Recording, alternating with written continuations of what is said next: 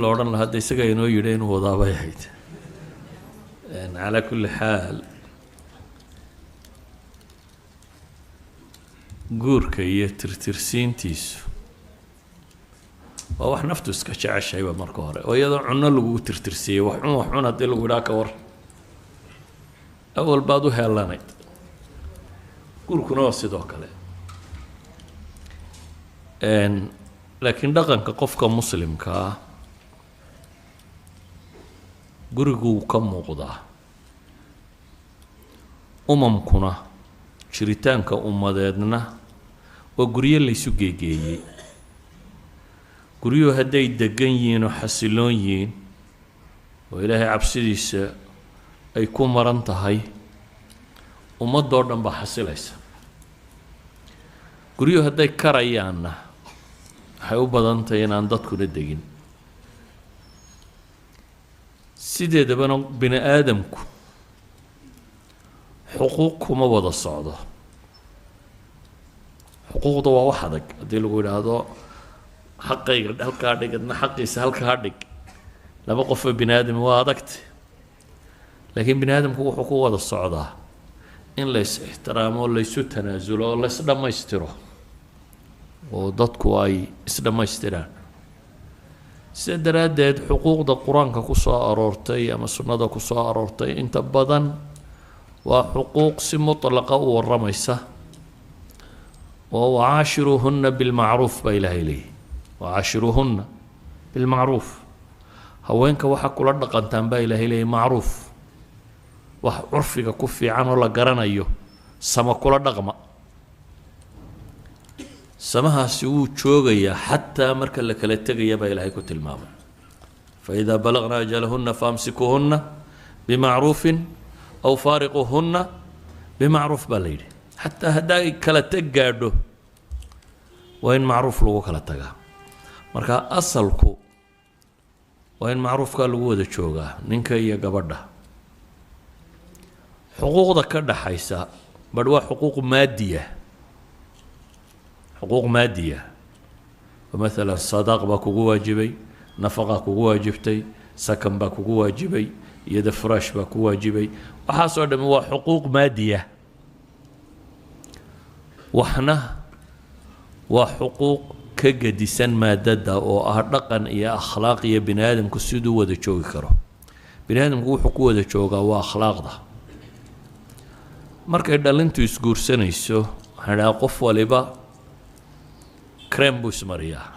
labeentiisu sheegaa intaada jecjocornimadaa waad qarsataa un soo maaha cid kor u soo qaadoo tidhaahdaa iinahaana waan leeyahay ma jirto nin waliba fariidnimadiisa iyo inuu ragga ka laga qaatay yahay buu sheegaa habluhuna sidoo kale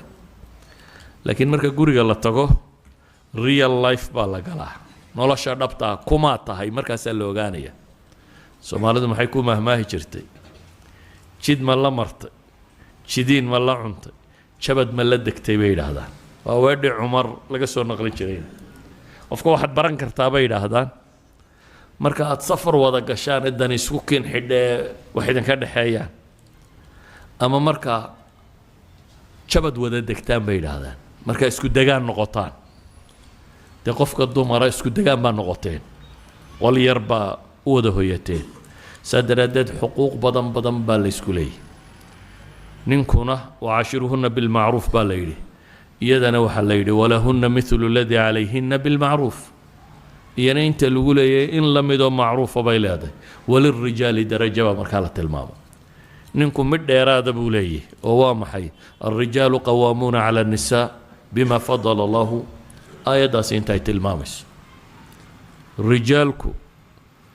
waxa ay dheer yihiin gabadhee quri waxa weeyaan marka guriga la joogo inay qiwaamatulbeyt leeyihiin guriga maamulkiisa inay leeyihiin waxaan idhaahdaa idaaradda reer galbeed iyo sida wax loo maamulo aad bay ugu guulaysteen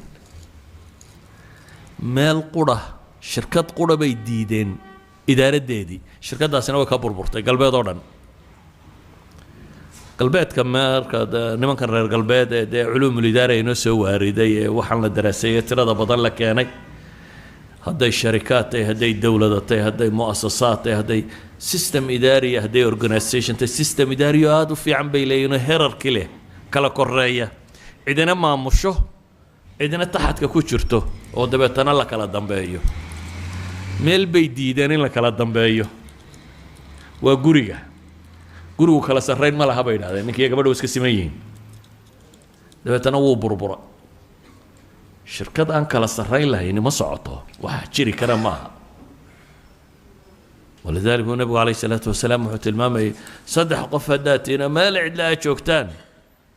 أمير ياش هذا سفر كشرتان أمير سمايس لبا بني آدم كهدو وذا النولي هيبة وين شرتا عد وحدارين يسا عد وحمامول يسا وين شرتا سناني ما شرتو لقى هاد لما يبني آدم لماذا ما كسي مني ها أدقى مدحوين وبني آدم لماذا ما كسي منتين لكن سلطو لي ديراده والله إجمدي إنه سلطة داسي هيو guriga sultadiisa waxay gacanta ugu jirtaa ninka hadday sulta timaadana maamul hadduu yimaadana maxaa ka waajiba taaca maamul aan la dacayni ma jiro dee la yidhahdo shirkadda nin baa maamula laakiin shaqaaluhu ku yeeli maayaan maayay shirkad soconaysa noqonaysaa dii maamul yimaadana waa in taaca timaadaa sidaa ogeed baa qur-aanku wuxuu tilmaamayaa rijaalku iyagaa qiwaamatulbeyt leh maamulka guriga iyagaa leh dumarkana markaa waxa korkooda saaran taaca inay la yimaadaan wuxuu nabigu calayhi salaatu wasalaam haddaan cid uun faraya inay cid u sujuuddo gabadhaan odhan lahaa ninkaaga u sujuud macnaheedu waxa weeyaan inay taaca mutlaqa oo bilmacruufa oo la timaado ayaa iyana saaran haddii inahaa la waayo in ninkuna dhaqan fiican guriga kula dhaqmo oo dhaqanka fiican inagu xagga lacagtun baynu ka naqaanaa ninka reerka biil fiican siiya waxaa fiican siiya waxaynu moodnaa inuu nin fariida yahay laakiin maadada maaha maadada waxa ka fiican dhaqanka kale waxa allaaliya waxay diintu ina fartay waxa ugu horeeya ciddana wada nooshiin hadday naxariistay hadday cafis tahay hadday waxaad shareecadu ina fartay ee akhlaaqiyaata meesha lagu mumaaraseeyo meesha lagu dhaqangeliya waa guriga marka waxa habboon qofka muslimka ahi inuu gurigiisa dhaqankaa ku yeesho ixtiraam laba qof oo is ixtiraamaya inay noqdaan laba qof oo hadal fiican ku wada hadlaya inay noqdaan laba qof oo hadday wax isu sheegayaan si maangal ah iyo waqti ay suurtagal tahay isu sheegaya inay ahaadaan laba qof oo kala dambeyn leh inay ahaadaan laba qof oo isqadarinaya inay ahaadaan waxa laaliya waxa uu qur-aanku inoo tilmaamay ama xadiista nebigu calayhi salaatu wasalaam inoo tilmaamtay ee dhaqan ee akhlaaqiyaata waxaa la rabaa cidda aynu la nool lahay inaynu kula dhaqanno waanagoo waa adagtay ma fududa laakiin waxay u baahan tahay in la mumaaraseeyo waxay u baahan tahay in isku daygeennu bato idan ka warrami mayno xuquuqda maadiga ah inay meher kugu leedahay soomaalidu meherka dee deen bay isaga haysataa oo ma bixiso iska kolleyba la siin maayo sheeg bay idhahdeen wadaadka kuma heri laakiin waa xoolo ay xaq u leedahay weliba waa xuquuq ay leedahay markaa in la siiyo inkastoo innaga curfigeenu noqday gabadhan haddii la siiyo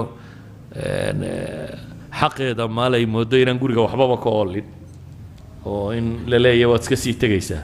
laakiin xuquuqda maaliga hadday tahay sadaaqa iyo hadday tahay nafaqadii